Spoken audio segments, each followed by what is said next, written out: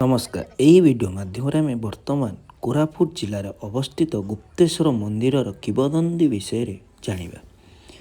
गुप्तेश्वर मंदिर कोरापुट जिलार बैपुरीगुड़ा ब्लॉक रे अवस्थित। गुप्तेश्वर मंदिर ओडिशार एक अति प्राचीन एवं प्रसिद्ध शैवपीठ। यह केवल एक धार्मिक स्थल नुहे बरं यह एक प्राकृतिक गुंफा मंदिर भाव में परिचित।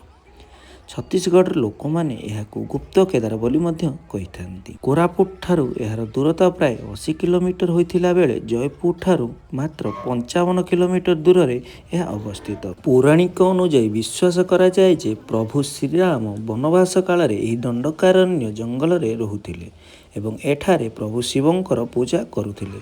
पाखरे थिबा पहाड़टी को सेथिपई रामंकर नाम अनुसार रामगोरी बोली कहुए।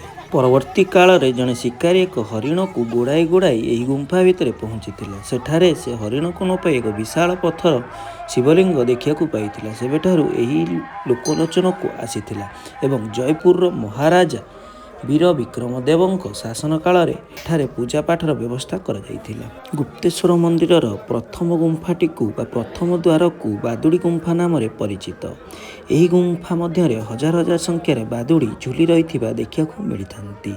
लोकों विश्वास अनुसार यही बादुड़ी माने प्रभु गुप्तेश्वरंकर प्राकृतिक पहरा देइथांती। जेतेबेले आपण गुंफा मध्य धीरे धीरे चली किंबा उच्च स्वर रे कथा होती बादुड़ी मानक डेणा शब्द एक भिन्न प्रकार अनुभूति सृष्टि करिथाए। केतेक भक्तों विश्वास एवं स्थानीय श्रद्धालुओं मतरे गुंफा भितरे बहुत शांति थिबा समय बेले बेले घर मंदिर घंटी शब्द शुणा जाए। कहुए जे सिद्ध पुरुष माने एबे भी गुप्तरे सेठारे पूजा करने को आसुछन। यही बादुड़ी गुंफा मध्य शह शह बादुड़ी बास करुथुला बेले दुईटी दुर्लभ जातिर प्रजातिर बादुड़ी भारतवर्ष रे केवल यही गुंफा मध्य देखा मिलता। मंदिर निकटरे अन्य केतेक गुंफा मध्य रही जोठारे पत्थररू पानी टोपा टोपा होई झरे जहाकू कामधेनुक क्षीर भावे श्रद्धालु माने ग्रहण करिथांती। यही गुंफा मध्य तापमात्रा बाहर तापमात्रा तुलन में बहुत कम थाए। सेठारे अंधार होइथिबारु मंदिरर कर्तृपक्षों द्वारा आलोकर व्यवस्था करा जाइअछि। एही अंचल रे मुख्यतः दुरुआ एवं परजा आदिवासी माने बास करती। तेणुकरी एही गुप्तेश्वर मंदिर रे दुरुआ परजा संप्रदायर लोक माने पूजा अर्चना करिथांती।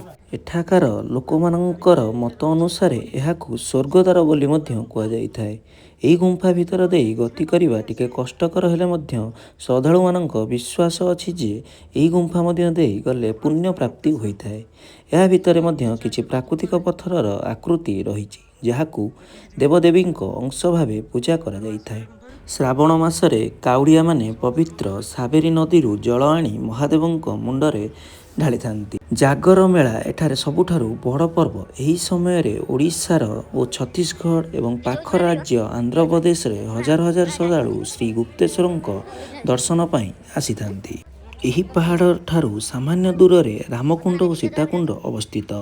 एठारे प्रभु श्रीराम और माँ सीतांकर स्नान करुथुआ लोककथा जना जाइथाए। आउ एक विशेषत्व हेउची प्रभुंक धर्मछत्र आगरे एक मऊ फेणा रहिछि।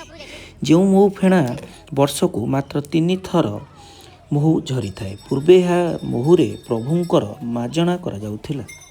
2024 मसीह ओडिशा सरकार गुप्तेश्वर अंचल को एक जैव विविधता ऐतिह्य स्थल भाव में बायोडायवर्सिटी हेरिटेज साइट भाव में घोषणा करथिति।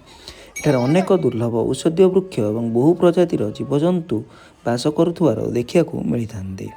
यही मंदिर द्वितीय द्वार रे पूजा पाउथुवा शिवलिंगटी प्राय 10 फुट गोले और 3 फुट उच्चता विशिष्ट अटे।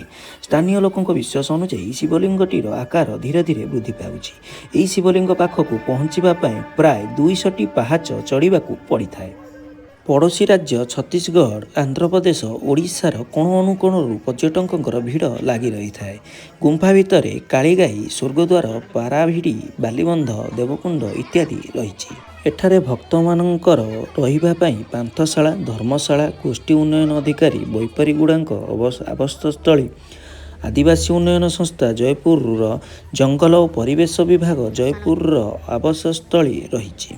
निकटरे भारतीय भू विज्ञानी माने गुप्तेश्वर गुंफा को जिओ हेरिटेज साइट भाव में मान्यता देवाई प्रस्ताव देइछन्ति। एही गुंफारे थिबा पत्थर गुड़िक हजार हजार वर्षर पुराणा एवं एही जलवायु परिवर्तन अध्ययन करिबारे साहाय्य करिथाए। ଏହି ପ୍ରବେଶ ଦ୍ୱାର ପାଖରେ ସାଧାରଣତଃ ନନ୍ଦୀ ଶିବଙ୍କର ବାହନଙ୍କ ମୂର୍ତ୍ତି ସ୍ଥାପିତ ହୋଇଛି, ଯାହା ଶ୍ରଦ୍ଧାଳୁମାନଙ୍କୁ ସ୍ୱାଗତ କରିବା ସହିତ ଶ୍ରଦ୍ଧାଳୁମାନଙ୍କର ବା ଭକ୍ତମାନଙ୍କର ମନସ୍କାମନା ନନ୍ଦୀଙ୍କ କାନରେ କହିଥାନ୍ତି। ଏହି ଗୁମ୍ଫା ଭିତରେ ଅନେକ ସଂକୀର୍ଣ୍ଣ ଗଳି ଏବଂ ଅନ୍ୟାନ୍ୟ ଛୋଟ ଦ୍ୱାର ମଧ୍ୟ ରହିଛି, ଯେଉଁଥିରେ କେବଳ ମନ୍ଦିରରେ ପୂଜକମାନେ ହିଁ କେବଳ ଭିତରକୁ ଯାଇଥାନ୍ତି। ମୁଖ୍ୟ ପ୍ରବେଶ ଦ୍ୱାରରୁ କିଛି ଦୂର ଗଲେ ହିଁ ବିଶାଳ ଶିବଲିଙ୍ଗ ଦର୍ଶନ ମିଳିଥାଏ। କୁହାଯାଏ ଯେ ଏହି ଦ୍ୱାର ଦେଇ ଗଭୀରକୁ ଗଲେ ଗୁମ୍ଫାର କେତେକ କାନ୍ଥ ପାଖରେ କାନ ଡେରିଲେ ନିକଟରେ ପ୍ରବାହିତ ଶବରୀ ନଦୀର ଜଳସ୍ରୋତ ଶବ୍ଦ ଶୁଣାଯାଇଥାଏ। ଏହା ଏକ ଅଲୌକିକ ଅନୁଭୂତି ପ୍ରଦାନ କରିଥାଏ। ଏହିଠାରେ 3 ଫୁଟ ଗୋଲେଇ ଓ 10 ଫୁଟ ଉଚ୍ଚତା ବିଶିଷ୍ଟ ଶିବଲିଙ୍ଗ ପୂଜା ପାଇଥାନ୍ତି। ଏହି ଶିବଲିଙ୍ଗର ମୁଖ୍ୟ ଆକର୍ଷଣ ହେଉଛି ଏହା ଏକ ଅଲୌକିକ ଶିବଲିଙ୍ଗ। ଏହି ଶିବଲିଙ୍ଗଟି କୌଣସି ମଣିଷ ଦ୍ୱାରା ନିର୍ମିତ ନୁହେଁ, ବରଂ ଏହା ଏକ ପ୍ରାକୃତିକ ସଂରଚନା ଅଟେ। ଏହାର ଆକାର ପ୍ରତିବର୍ଷ ଧୀରେ ଧୀରେ ବୃଦ୍ଧି ପାଉଛି। ସ୍ଥାନୀୟ ଶ୍ରଦ୍ଧାଳୁ ପୂଜକଙ୍କ ମତରେ ବହୁ ବର୍ଷ ପୂର୍ବେ ଏହାର ଉଚ୍ଚତା ଯେତିକି ଥିଲା, ବର୍ତ୍ତମାନ ତାହା ଅପେକ୍ଷାକୃତ ଅଧିକ ହୋଇଛି। ମନ୍ଦିର କିମ୍ବା ପାହାଡ଼ର ପାଦଦେଶରେ ପ୍ରବାହିତ ସାବେରୀ ନଦୀ ଏବଂ ଓଡ଼ିଶା ଛତିଶଗଡ଼ ମଧ୍ୟରେ ପ୍ରାକୃତିକ ସୀମା ଭାବେ କାମ କରିଥାଏ। ନଦୀର ଗୋଟିଏ ପାର୍ଶ୍ୱରେ ଓଡ଼ିଶାର କୋରାପୁଟ ଜିଲ୍ଲା ଅବସ୍ଥିତ ହୋଇଥିବା ବେଳେ ଅନ୍ୟ ପାର୍ଶ୍ୱରେ ଛତିଶଗଡ଼ର ବସ୍ତର ଜିଲ୍ଲା ଅବସ୍ଥିତ ଅଟେ। ଏହି ସ୍ଥାନଟି ଏକ ପ୍ରସିଦ୍ଧ ପର୍ଯ୍ୟଟନ ସ୍ଥଳ ହୋଇଥିବାରୁ ଶୀତଦିନେ ଏଠାରେ ହଜାର ହଜାର ଲୋକ ବଣଭୋଜି ବା ପିକନିକ୍ ପାଇଁ ଆସିଥାନ୍ତି। ଯଦି ଏହି ଭିଡ଼ିଓ ମାଧ୍ୟମରେ ଆପଣ କିଛି ଜାଣିବାକୁ ପାଇଛନ୍ତି କିମ୍ବା ଏ ଭିଡ଼ିଓଟି ଆପଣଙ୍କୁ ପସନ୍ଦ ଆସିଛି, ତେବେ ଭିଡ଼ିଓକୁ ଲାଇକ୍ କରିବା ସହିତ ଚ୍ୟାନେଲକୁ ସବସ୍କ୍ରାଇବ୍ କରି ରଖିବେ ଓ ସାଙ୍ଗମାନଙ୍କ ସହିତ ସେୟାର କରି ରଖିବେ। ଭିଡ଼ିଓକୁ ଶେଷ ପର୍ଯ୍ୟନ୍ତ ଦେଖିଥିବାରୁ ଧନ୍ୟବାଦ।